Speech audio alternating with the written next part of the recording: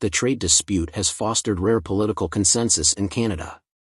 Premiers from various provinces, regardless of political affiliation, are united behind the federal government's stance. Leaders in Alberta, Ontario, and Quebec have all expressed support for strong countermeasures. Public sentiment overwhelmingly opposes the tariffs, with social media campaigns and demonstrations amplifying national frustration. Calls for consumer boycotts of American products are gaining traction, reflecting growing resistance.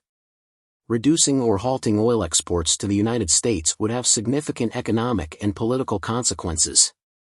For the U.S., this measure would disrupt energy supply chains and drive up costs. States like Michigan, Minnesota, and Wisconsin, reliant on Canadian crude oil and electricity, would face shortages and increased energy prices. These disruptions could ripple through the U.S. economy, particularly in energy-dependent industries. For Canada, the economic repercussions would be equally severe.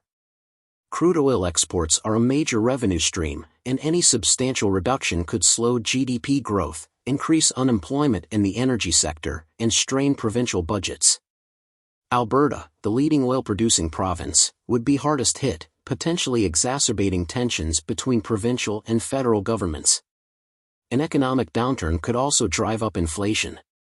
Politically, severing oil exports would likely escalate tensions, straining diplomatic relations and jeopardizing the USMCA framework. This could provoke retaliatory actions, further exacerbating the conflict. Canada's potential decision to restrict electricity exports also carries significant implications, highlighting the interconnected nature of the energy markets. Canada is a major electricity supplier to the U.S., with exports facilitated through an integrated grid. Any disruption would have widespread consequences. Electricity imports from Canada ensure grid stability and meet demand in regions like the Midwest and Northeast. Reduced or halted exports could severely impact energy supplies, driving up prices as the U.S. seeks alternative sources. This would increase operational costs for energy-reliant industries, including manufacturing, agriculture, and technology, potentially hampering productivity and economic growth.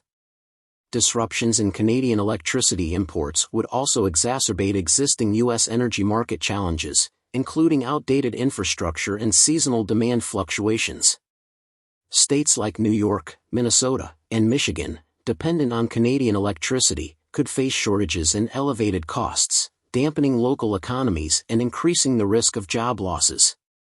On a broader scale, such disruptions could undermine cross-border relations, as the U.S. seeks alternative energy arrangements, potentially leading to further retaliatory measures.